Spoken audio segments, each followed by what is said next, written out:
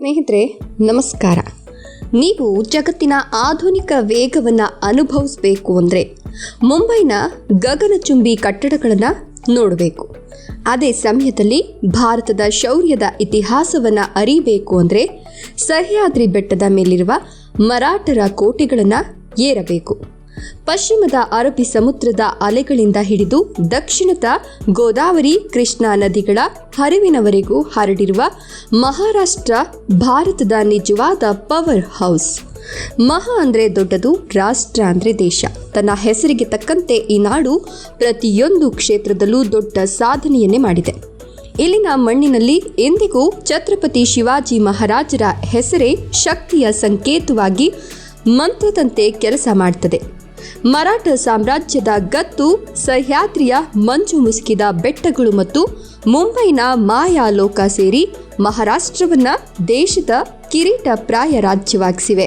ಗಿರಿಧಾಮ, ಕೋಟೆಗಳು ಮತ್ತು ವೀರ ಸೇನಾನಿಗಳ ಬೌದ್ಧಿಕ ಪರಂಪರೆ. ಮಹಾರಾಷ್ಟ್ರದ ಇತಿಹಾಸವು ವೀರ ಕಥೆಗಳಿಂದ ಕೂಡಿದೆ.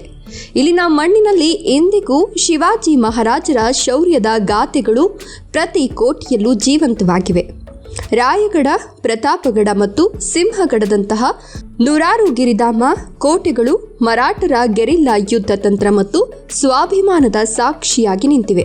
ಮೊಘಲರ ಆರ್ಭಟವನ್ನ ತಡೆದು ದಕ್ಷಿಣ ಭಾರತದ ಸಂಸ್ಕೃತಿಯನ್ನ ಕಾಪಾಡಿದ ಕೀರ್ತಿ ಈ ಮಣ್ಣಿನ ವೀರರಿಗೆ ಸಲ್ತದೆ.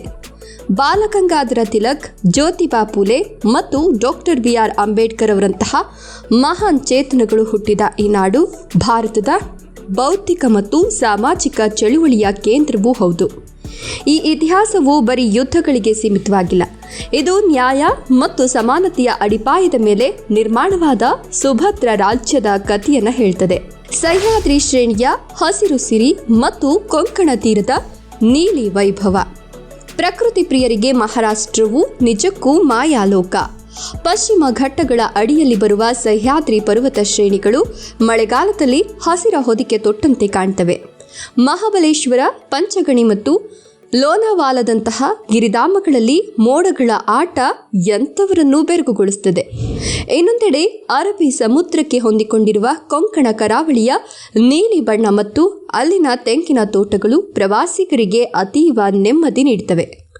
ನಾಸಿಕ್ ನಗರವು ಗೋದಾವರಿ ನದಿಯ ತಟದಲ್ಲಿ ಕುಂಭಮೇಳಕ್ಕೆ ಸಾಕ್ಷಿಯಾದರೆ ರತ್ನಗಿರಿಯ ಅಲ್ಫನ್ಸೋ ಮಾವಿನ ತೋಟಗಳು ಜಗತ್ ಪ್ರಸಿದ್ಧವಾಗಿವೆ. ಪಶ್ಚಿಮದಿಂದ ಪೂರ್ವದವರೆಗೂ ಮಹಾರಾಷ್ಟ್ರದ ಪ್ರಕೃತಿ ಸೌಂದರ್ಯ ವೈವಿಧ್ಯತೆಯಿಂದ ಕೂಡಿದ್ದು ಪ್ರತಿಯೊಂದು ಋತುವಿನಲ್ಲೂ ಹೊಸ ಕಳೆಯನ್ನು ಪಡೆಯುತ್ತದೆ.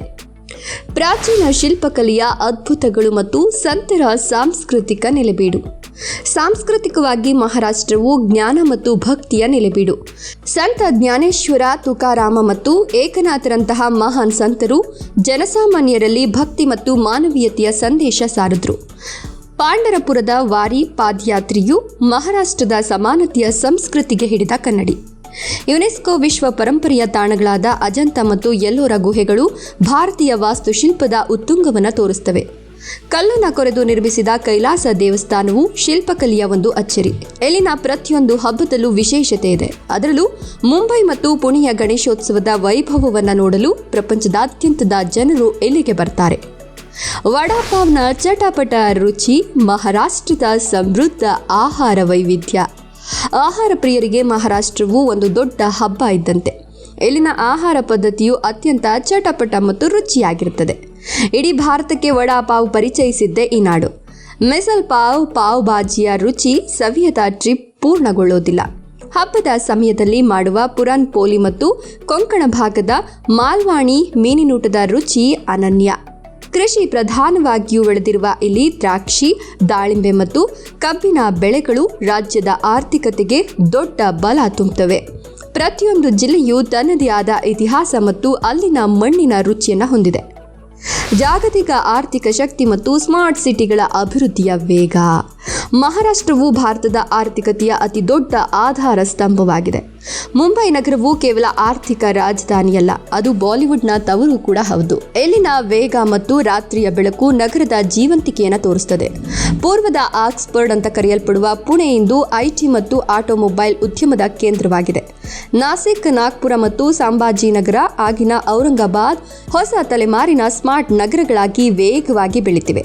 ಮೆಟ್ರೋ ಸಂಪರ್ಕ ಮತ್ತು ಆಧುನಿಕ ಮೂಲಸೌಕರ್ಯಗಳು ಮಹಾರಾಷ್ಟ್ರವನ್ನ ಭವಿಷ್ಯದ ಶಕ್ತಿಯನ್ನಾಗಿ ರೂಪಿಸಿವೆ. ಮಹಾರಾಷ್ಟ್ರವು ಇತಿಹಾಸ, ವ್ಯಾಪಾರ ಮತ್ತು ಪ್ರಕೃತಿ ಸೌಂದರ್ಯದ ಒಂದು ಕಂಪ್ಲೀಟ್ ಪ್ಯಾಕೇಜ್. ಈ ನಾಡಿನ ಜನರ ಶ್ರಮ ಮತ್ತು ಅತಿಥಿ ಸತ್ಕಾರ ಎಂಥವರನ್ನು ಫಿದಾ ಮಾಡೋದು ಗ್ಯಾರಂಟಿ. ಮಹಾರಾಷ್ಟ್ರದ ಬಗ್ಗೆ ನಿಮ್ಮ ಅನಿಸಿಕೆಗಳನ್ನು ಕಮೆಂಟ್ ಮಾಡಿ, ವಿಡಿಯೋ ಇಷ್ಟದ ಲೈಕ್ ಕೊಟ್ಟು ಶೇರ್ ಮಾಡಿ ಹಾಗೂ ತಪ್ಪದೆ ನಮ್ಮ ಚಾನಲ್ ಅನ್ನು ಸಬ್ಸ್ಕ್ರೈಬ್ ಮಾಡ್ಕೊಳ್ಳಿ.